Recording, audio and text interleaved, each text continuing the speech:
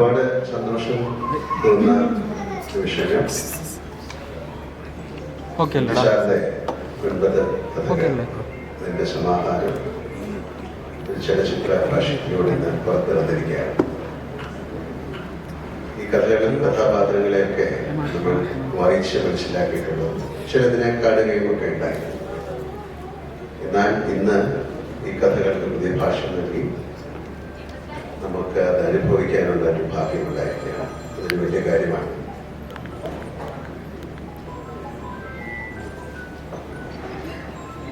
ഇത്തരം കഥാപാത്രങ്ങളെ, ഇത്തരം കഥകളെ ഒരു ചലച്ചിത്രത്തിൽ ഈ ചെറിയ സമയം കൊണ്ടാക്കുക എന്ന് പറയുന്നത് വളരെ ശ്രമകരമായ ഒരു കാര്യമായിട്ടാണ് ഞാൻ കരുതുന്നത്. ഈ 9 കഥകളെ 8 സംവിധായകരാണ് സിനിമയിലേക്ക് കൊണ്ടുവന്നിരിക്കുന്നത്. അവരുടെ കർമ്മം വളരെ ഭംഗിയായി ചെയ്തിരിക്കുന്നു എന്നാണ് ഞാൻ മനസ്സിലാക്കുന്നത്.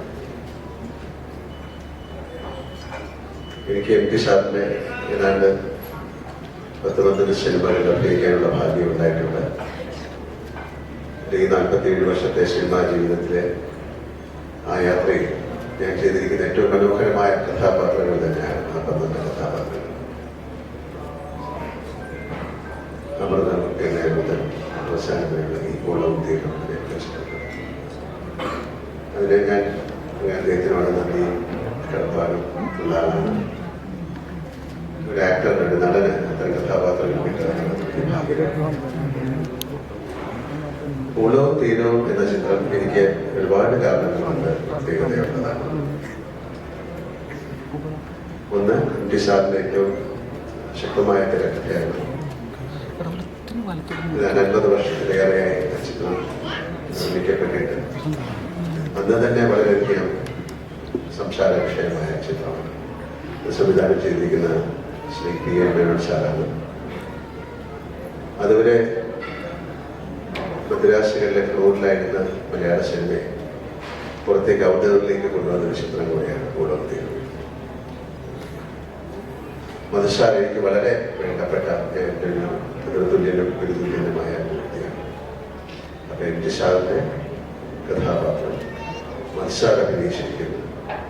P.M. മേനോൻ സാർ എന്ന് പറയുന്ന അദ്ദേഹമാണ് എൻ്റെ മുഖം ആദ്യമായിട്ട് മലയാളികൾക്ക് പരിചയപ്പെടുത്തി കൊടുക്കുന്നത്. അദ്ദേഹമാണ് വലിയ വലിയ പൂക്കൾ എന്ന ചിത്രത്തിൽ ആദ്യമായിട്ട് എൻ്റെ മുഖം വരച്ച് ആളുകളിലേക്ക് എന്നെ എത്തിക്കുന്നത്. പ്രിയദർശനാണ് ആ ചിത്രം സംവിധാനം ചെയ്തിരിക്കുന്നത്. പ്രിയന്റെ ഏതാണ്ട് 40-ലധികം ചിത്രങ്ങളിൽ അഭിനയിച്ചിട്ടുണ്ട്. വളരെ വർഷത്തെ പരിചയമുണ്ട്. പ്രിയ സിനിമയിലേക്ക് വരാനുള്ള കാരണം തന്നെ MT സാറിന്റെ കഥകളാണ്. അദ്ദേഹം ആദ്യമായി വായിച്ചു എന്ന് അവകാശപ്പെടുന്ന ഓളവും തീരവും എന്ന ചിത്രത്തിന്റെ തിരക്കഥയാണ്. അന്ന് മുതൽ മനസ്സിൽ കൊണ്ടു നടന്ന ഒരാഗ്രഹമാണ് MT സാറിന്റെ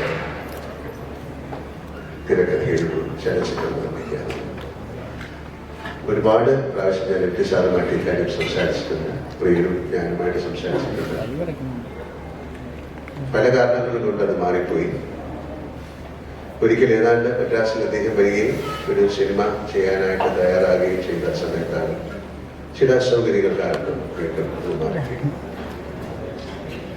ഞാൻ ഒരുപാട് പ്രാവശ്യം സാറിനോട് സംസാരിക്കുകയും പക്ഷെ പ്രിയനെ ഈ സിനിമ ചെയ്യാൻ സാധിച്ചു എന്ന് പറയുന്നത് എന്നെ സംബന്ധിച്ചിടത്തോളം വലിയ കാര്യമാണ്. കാര്യം ആ അദ്ദേഹത്തിന്റെ ആഗ്രഹത്തോടൊപ്പം ഒരുപാട് വർഷം സഞ്ചരിച്ചതാണ്.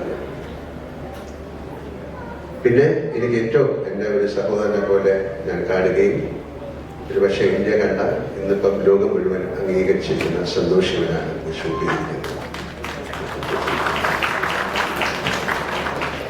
അദ്ദേഹം ഞാനുമായിട്ട് ഒരുപാട് ചിത്രങ്ങൾ ചെയ്തിട്ടുണ്ട്. എൻ്റെ അവസാനത്തെ ചിത്രമായ ബറോസ് 3Dയുടെ ഛായാഗ്രാഹകനും അദ്ദേഹമാണ്. അപ്പോൾ ഒരുപാട് കാരണങ്ങൾ കൊണ്ട് വളരെയധികം പ്രത്യേകതയുള്ള ഒരു സിനിമയാണ് എനിക്ക് ഓളവും തീരും. അത് ഇന്ന് റിലീസാകുന്നു.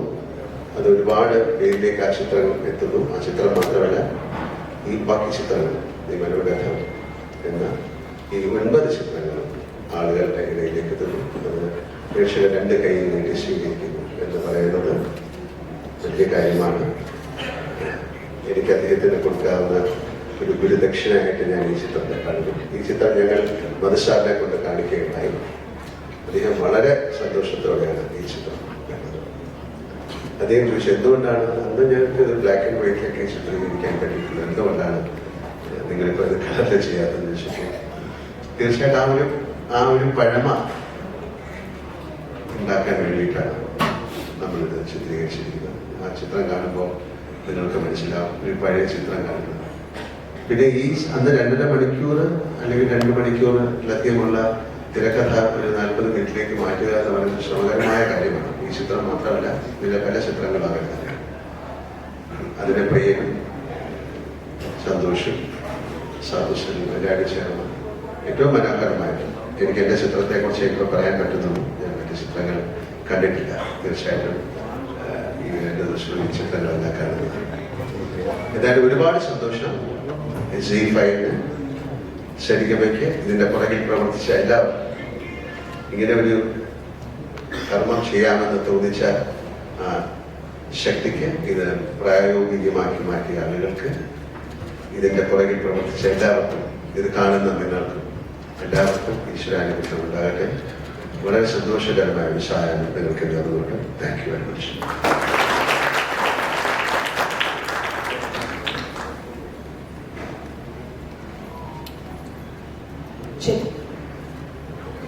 I wish to stay back as sir ഇവിടെ തന്നെ നിൽക്കണം. സാറിനെ ജോയിൻ ചെയ്യാനായിട്ട് ഞാൻ കുറച്ച് പേര് വിളിക്കുന്നുണ്ട്. സോ നമുക്കറിയാം മനോരഥങ്ങളുടെ ഒരു വിജയാഘോഷമാണ് ഇന്ന്.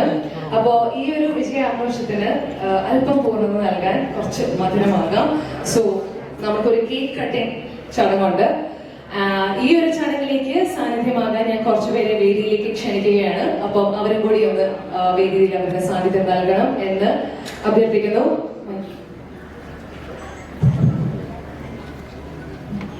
സോറി, എൻ്റെ ഒരു കാര്യം പറയാൻ വിട്ടുപോയി. ഇതിലെ എൻ്റെ കൂടെ അഭിനയിച്ചിരിക്കുന്ന ദുർഗാകൃഷ്ണ ഞാൻ പെട്ടെന്ന് പറയാൻ മറന്നു. അതുപോലെ ദുർഗാകൃഷ്ണയുടെ അമ്മയെ അഭിനയിച്ചിരിക്കുന്ന ഏറ്റവും വളരെ ശക്തമായ ചെയ്തിരിക്കുന്നത് ഹരീഷ്. പിന്നെ ഈ ചിത്രത്തിൽ ഞങ്ങളുടെ കൂടെ അഭിനയിച്ചിട്ടൊക്കെ ഞങ്ങളുടെയൊക്കെ ഏറ്റവും വേണ്ടപ്പെട്ട ആളായി നമ്മളെയൊക്കെ വിട്ടുപോയ മാമുമ്പോയൊക്കെ ഈ സമയത്ത് ഞാൻ നന്ദിപൂർവ്വം എന്താ പറയേണ്ടത്, നന്ദിപൂർവ്വം എന്താ പറയണ്ടത്, സ്മരിക്കാൻ പറ്റില്ല. Thank you. Okay, so